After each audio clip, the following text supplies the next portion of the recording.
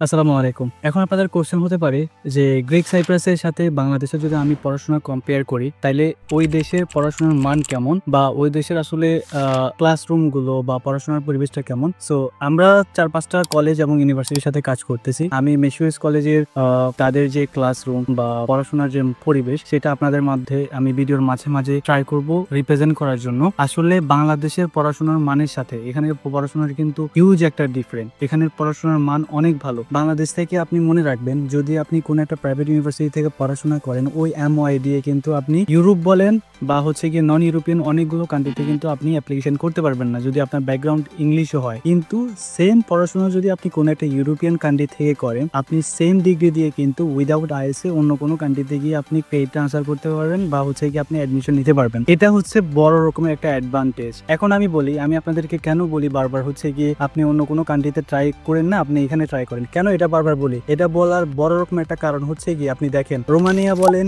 Bulgaria বলেন, Lithuania বলেন বা হাঙ্গেরি বলেন, এই কান্ট্রিগুলো আমি যদি কথা বলি, ভাই দেখেন এই কান্ট্রিগুলোর জন্য আপনাকে থার্ড কোনো কান্ট্রিতে গিয়ে এম্বাসি ফেস করতে হয়। ধরেন কোনো একটা স্টুডেন্ট যদি অন্য কোনো কান্ট্রিতে গিয়ে এম্বাসি ফেস করে, তাহলে তার হিউজ রকমের একটা অ্যামাউন্ট নষ্ট হয়। তার যাওয়া আসার একটা খরচ, সেখানে 1 মাস বা 10 দিন 20 দিন থাকে তার একটা খরচ, ওভারঅল যদি আপনি মনে, তাহলে একটা হিউজ একটা হ্যারাসমেন্ট আমার হিসাবে আমি মনে করি। তারপর দিন শেষে হচ্ছে গিয়ে যদি ভিসা না পায়, তাহলে তো এই টাকাগুলো লস্ট। ইভেন হচ্ছে গিয়ে আপনার এটার কোনো গ্যারান্টিও নেই যে ভিসা হবে কি হবে না। কিন্তু গ্রিক সাইপ্রাসে আপনার কোনো জায়গায় যাওয়া লাগতেছে না। ইভেন আমরা অনেকেই হচ্ছে গিয়ে IELTS 4.5 পাই বা 5 পাই। তো আমরা স্পিকিং এ অনেকে ভালো না, কিন্তু যখন আমাদের এম্বাসিতে ইন্টারভিউ হয়, আমরা তখন অনেক বেশি নার্ভাসনেস ফিল করি, যার কারণে আমাদের অনেক সময় হচ্ছে গিয়ে ভিসা করে রিজেক্ট হয়। কিন্তু গ্রিক সাইপ্রাসে আপনার আহামরি কোনো ইন্টারভিউ নেই, আপনি পাসপোর্ট জমা দিবেন, কয়েকদিনের মধ্যে আপনি ভিসা হাতে পাবেন। সো এটা একটা বড় রকমের অ্যাডভান্টেজ। ঢাকাতে ওদের এম্বাসি গিয়ে জাস্ট জমা দিবেন, আপনাকে অন্য কোনো কান্ট্রিতে গিয়ে এম্বাসি ফেস করা লাগলো না, 2-3 লাখ টাকা আপনার খরচ করা লাগলো না। দেখেন, যখন একটা স্টুডেন্ট হচ্ছে গিয়ে মেন্টালি প্রিপারেশন নেয় যে সে বাইরে গিয়ে পড়াশোনা করবে, তখন তার একটাই মাইন্ডসেট হয় যে তাকে যেভাবে হোক বাংলাদেশ থেকে বের হতে হবে। এখন আপনি যদি বাংলাদেশ থেকে বের হন, আপনি কেন আপনি বিভিন্ন কান্ট্রি থেকে রিজেক্ট হওয়ার পরেও আবার অন্য কোনো কান্ট্রিতে আপনি দাঁড়াইতেছেন।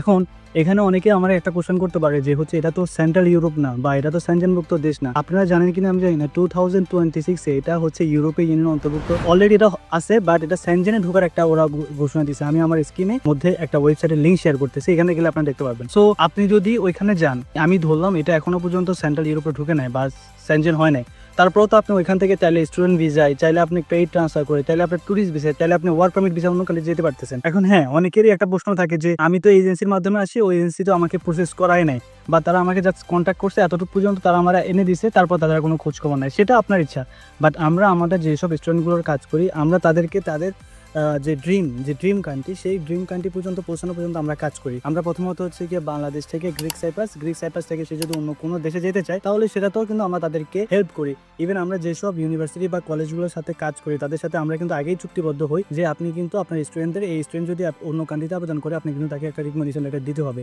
বা আপনাকে তাকে হেল্প করতে হবে। তারা কিন্তু আমাদের সাথে ওইভাবেই কাজ করে, আর আমরা কোনো রকমের কোনো ফিজ নিচ্ছি না, আমরা সম্পূর্ণটা ফ্রি করতেছি। আমি জানি না অন্যরা কিভাবে কাজ করে। ইভেন আপনি মেডিকেল বলেন, তারপর পুলিশ কেসের জন্য যে টাকাটা লাগে সেটাও আমরা দিচ্ছি। ইভেন যাদের IELTS নাই, তাদের IELTS এর জন্য কিন্তু আমরা তাদেরকে একটা টাকা দিচ্ছি যে আপনি IELTS পরীক্ষা দেন, বা আমরা রেজিস্ট্রেশন করে দিই, আপনি কি এক্সাম দেন, রেজাল্ট ভালো হলে আপনি জাস্ট আগাইতে পারেন। সো এইরকম একটা অপরচুনিটি আমি আপনাদের মধ্যে আজকে রিপ্রেজেন্ট করছি।